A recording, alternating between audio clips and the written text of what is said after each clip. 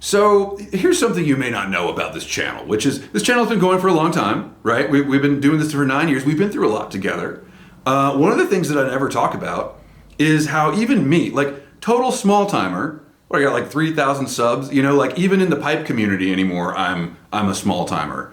And I'm not, like there's no reason the algorithm would, there's nothing about me that's attractive. I think we're all in agreement. Like, I'm a middle-aged fat guy smoking pipes in my garage. Why would anyone care enough about me to argue with me and leave me hateful comments? I filter this out. I don't tell you guys about it because it's just, to me, it's just like part of being a content creator. That's not a term I enjoy, but part of being a content creator on the internet is you're gonna get hate. Like, that's just it. And I'm not saying woe is me. Like, I see bigger creators talking about this, about how like YouTube seems like a really great job until you have to filter through a million comments telling you to kill yourself. That doesn't seem fun. And like my kid goes to school and like it's very clear that in this day and age we're not really worried about whether our kids like go to college or become a productive part of the workforce. We're worried about like getting them through their teenage years without being cyberbullied to the point of suicide. But I am old and inconsequential. Like, who has time to argue with me? Apparently fucking everybody. So my policy about this has always been to just ignore it because like if you've got time to like stop what you're doing and insult a stranger on the internet, like there's clearly circumstances in your life that are making you act that way. Like that is not, normal people don't do that. So yeah, my strategy has always been to just ignore this, like and not do anything with it. Except a couple of weeks ago, I actually did respond and insulted the guy that said I was annoying. You guys remember that? And that was so much fun.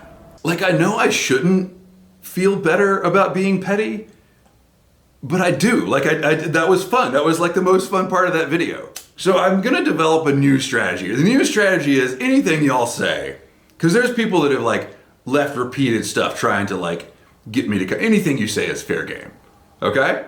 All right, we all good with that? We're all on the same page. But we're not going to start with that. We're not going to set aside longtime friends of the channel to deal with trolls. So first up, John Gallieri. By the way, this is another episode of the Gribbly's Folly Sunday Antisocial Hour. That time each week when I smoke my pipe.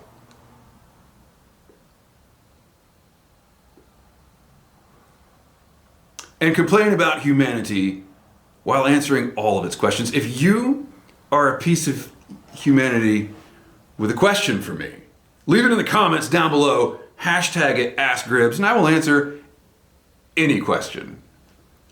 John Gallieri, AskGribbs. I have loved video games my whole life. I have played everything, but for some reason I never got Zelda. These are fighting words, John. Fighting words. I would love for you to elaborate on your love of that game, and then the AskGribbs question. AskGribbs, what is the one popular video game that you just never got? I think I'm gonna have to make a whole video about Zelda. I know that half of you are hitting the unsub button right now, and I'm gonna be even more of a small timer, and all the people that leave hate comments they're gonna still be there, so I'm decreasing the ratio. I'll do it on the Gribbs Grinds channel. I won't do it here, but enough people have asked that I really need to go deeply into this. Okay, I'm gonna make an admission here. I've already made a playthrough of the original Legend of Zelda with my child, but I think I'm gonna keep that just for us because number one, that's a sentimental, private, family thing. And number two, he totally ruined my time, man. I could have totally beat it quicker. I did not realize until recently that there are people that don't get Zelda. I thought this was like a universal thing. If you are a gamer, you love Zelda. But I have also recently realized, again, continuously, that I'm old and that not everyone grew up in the 80s playing Zelda, which is really unfortunate. I mean, I don't want to be one of those people that's like, why don't they teach cursive in the schools anymore? But I do kind of wonder, like before you go buy a video game, they should be like, have you played Zelda? Like, let me see your license. I'm gonna need a certification, sir, before I sell you this Xbox. John, to answer your question, there's so many popular games I just don't get. I've played pretty much every type of game except for the really nerdy RPGs. I've never played a Final Fantasy game, actually. I probably would get it if I played it. I never had time. I was playing Zelda. I've played the Calls of Duty and enjoyed them. I think that Call of Duty has its place. We don't play it in my house because I have a young child at home, and I don't. I have feelings about war. What have I really? I mean, the easy answer is I've never really liked sports games. I've never liked football games, or ice hockey on the NES was like as far as I went with sports games. I don't like IRL sports either, so it's not a big surprise. If I'm not shooting something, I'm not interested, right? Like the only IRL sport I've ever played with any degree of success is paintball, and I got my ass shot off then too, so yeah. I played Excitebike. That was a sports game. It was alright. Timber Drifter says, your regular mentions of Minecraft have been a little annoying to me. See, I can't stand the hate. No, of course, Timber Drifter, longtime friend of the channel. But I listen anyway because I think you are interesting, and obviously you're interested in Minecraft. See, this is how grown men disagree, right? Minecraft is stupid. No, it's not. Hey, look, we're still friends. But then he goes on to say he wasn't interested in Zelda either. Okay, we're not friends. Wasn't interested in Zelda or any other kind of game, really, other than poker with real money involved, but I decided a decade ago that I probably shouldn't be involved in poker, so no games for me. Never play cards with anyone with the same first name as a city. For some reason, Chicago is always the name everyone thinks of when you say that, right? Like if you're sitting across the poker table with someone named Chicago, you're screwed. But I think it should apply. I mean, I would not play poker with anyone named like, Buffalo, Binghamton, Bellingham, Reno, Chicago, Fargo, Minnesota, Buffalo, Toronto, Winslow. I wouldn't play, no name that could, this rules out Paris Hilton. On the other hand, I don't know if this is a hard and fast rule, because if I met someone named like Milwaukee, I would just assume they were playing poker because they couldn't get a regular job. Like the temp agency sends you someone named Topeka and you're like, I don't think this is gonna work out. What is Topeka gonna do? They gotta take up a life of gambling, I guess. I once fancied myself pretty good at poker and I was wrong. My wife had a friend that moved to town with her new husband, and she was like, hey, they're new in town, they're trying to make friends. Do you want to invite the husband to your poker game? We're talking like, we're at most a $5 game. At most. I lost $50. Like the dude ran the table in the first 10 minutes. And then like later my wife found out that he had a gambling addiction, and they, I think, went on to get a divorce. Really probably shouldn't have told that story. Anyway, Timber Drifter says, my 7-year-old niece basically kidnapped me for hours one evening to talk about Minecraft. Yes, you have discovered the first rule of Minecraft, which is if you are an adult, you never, ever tell a child that you play Minecraft. Kidnapped me for several hours. She wanted to talk about Minecraft, so I took that opportunity to enter her world and let her show me around and explain all the things she thought needed explaining. It was strange and enjoyable. To journey into entertainment software. Entertainment software makes it sound really creepy, I'm sorry.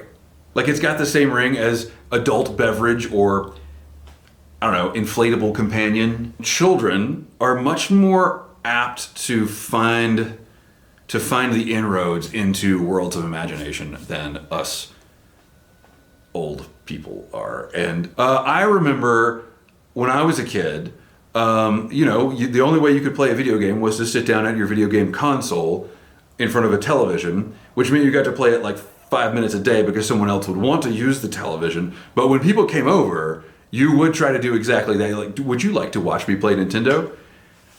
And it took me years and years of actual adulthood to realize that they were lying when they said yes. Poor little Gribbs, he really believed that his like Marine Corps major served in the Pacific grandfather wanted to watch him play Super Mario Brothers. He really believed that. Before we get to the content that I clickbaited in the title, this is my Savinelli.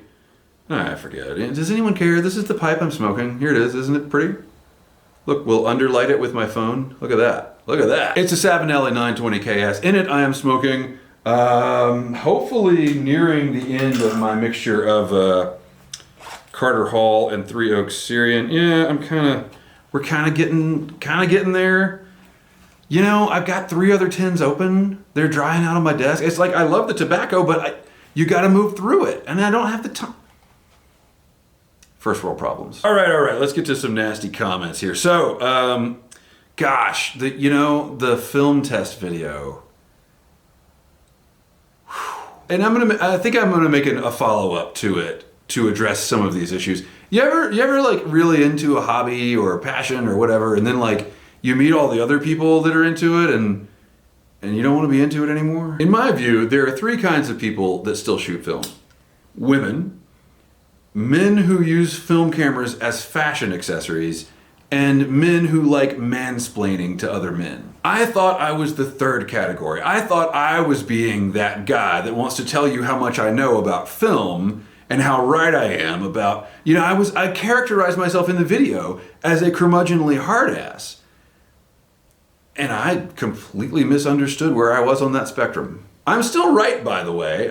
If you're coming from that video, like I don't think anyone that really took issue with my methodology subscribed, so I don't think there's a lot of danger of those people seeing this. But if any of you pedantic weirdos are watching, I'm still right. Well, actually, Mr. Gribbly, if you just developed it in Phoenix urine, you would have gotten plenty of shadow detail. Dude, it's just a film test.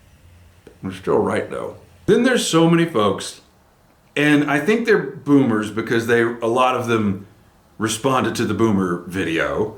And for the record, I will say again, as I said in that video, I don't think any prejudice is acceptable, including the one that I admittedly harbor against boomers for the reasons that I stated in that video.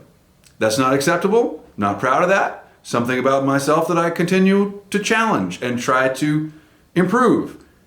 However, it's mostly boomers leaving these nasty comments. They always want to tell me that they're not subscribing. Why are they? What? I've been doing this 9 years. I got 3,000 subs. Do you think you're hitting me where it hurts? Has anyone ever heard me beg for subs? Like, I am clearly not cut out for this life. Here's a good one. I watched your channel for the first time. Sounds like you didn't take away much from high school. Who takes away much from high school? Like, do you understand you're a meme? You're one of those people that peaked in high school? Like, yeah, I related a story, which I pointed out was rare, about something that I did take away from high school, and like, your criticism is I didn't take away more from high school? Have you been to high school? Go catch a fish. I'm done here. Okay. Okay. I mean, I did go catch a fish. Like, that's what I did.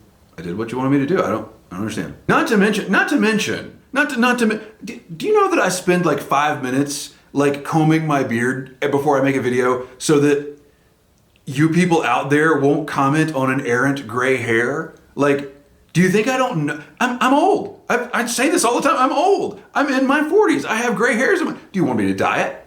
Do you want me to dye do you want me to be that guy? The other thing is I get so many comments, and unless you respond to a comment, YouTube doesn't clear the comment. You still see it. So every time I go through my comments to look at the Ask Groups questions, I scroll down until I get to the hateful comments. And until now, I haven't wanted to just delete them because I feel like that's, I don't know, like when you stifle criticism, you take away some of your intellectual credibility, right? And then I was like when I made this realization that it's actually fun to argue with morons, I'm just gonna respond and then delete it because I don't have to see it anymore. Like, we're down to all the people that comment on the Elizabethan mixture video that think that I'm making it up.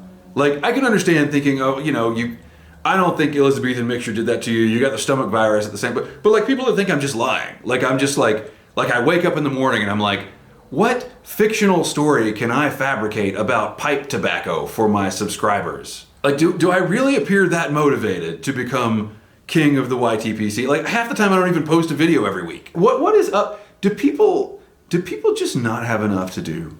Like, are the boomers right? Like, does no one want to work anymore, and so they're all just sitting at home leaving nasty comments on the internet? The other thing is, with a lot of these videos, like, you would have to watch the whole video to get to what are people doing with their time. Are you employed, Mr. Lebowski? Speaking of the film test, I'm doing another one. I'm doubling down on this arrangement that I have made with the analog photography community.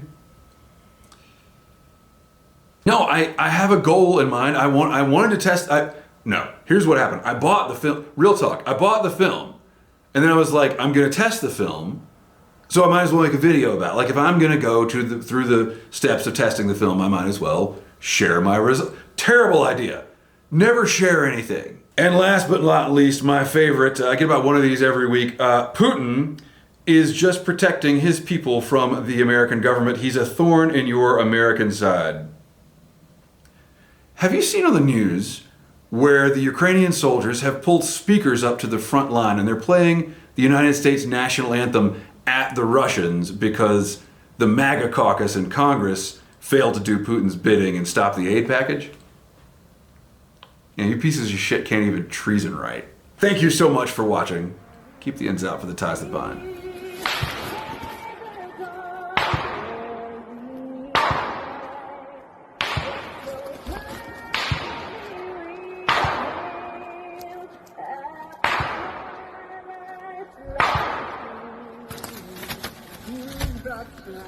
Stand for us, to the perilous fight, for the ramparts we watch, so gallantly stream, and the Russian soldiers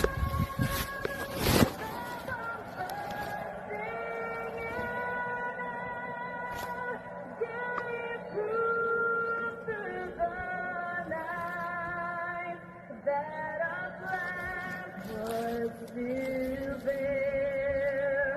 Oh, saved us that star-spangled